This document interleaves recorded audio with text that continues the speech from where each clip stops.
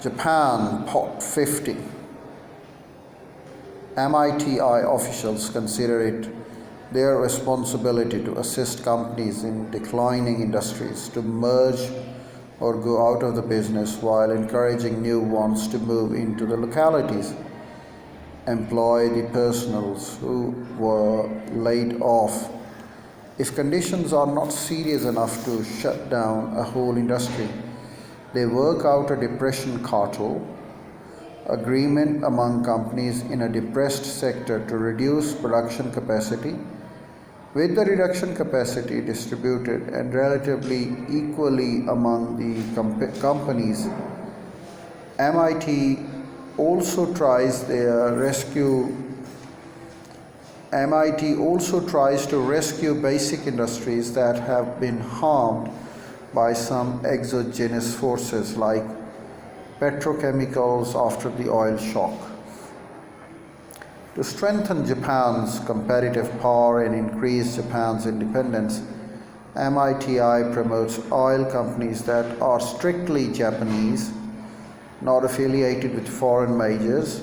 It encourages cooperation among the Japanese companies to exploit opportunities for economic development abroad, to ensure the supply of the raw material into Japan, and to help secure markets for Japanese firms abroad.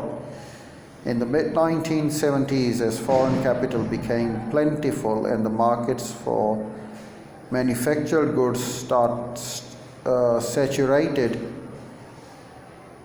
MITI help from the Consortia of Japan Industries to undertake large construction projects and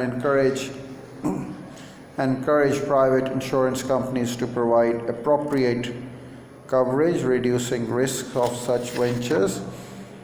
When foreign countries demand restrictions on Japanese exports, this is where we are talking about the Japanese successes as the state, in fact. MITI officials consider it their responsibility to help formulate an agreement among Japanese companies in an industrial trade sector to restrict exports proportionately across the board in areas where Japan has no choice but to liberalize.